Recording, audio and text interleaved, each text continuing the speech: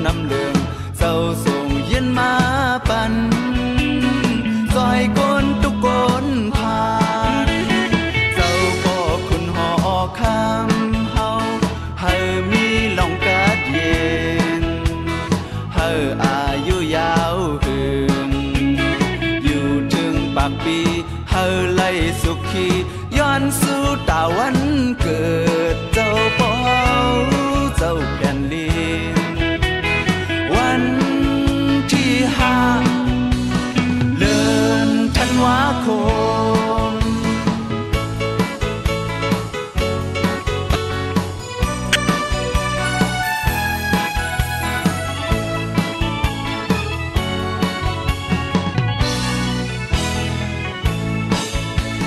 คุกไว้กุ่งมูลเงาเจ้าเฮาซื้อยาโล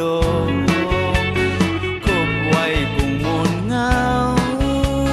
เจ้าเฮามีเมตตา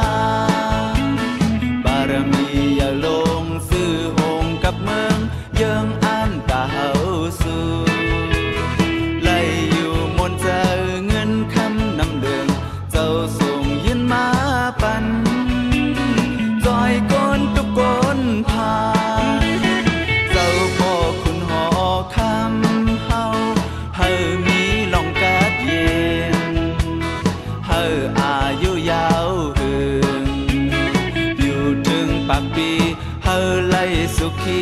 ย้อนสู่ตาวันเกิดเจ้าปอเฮา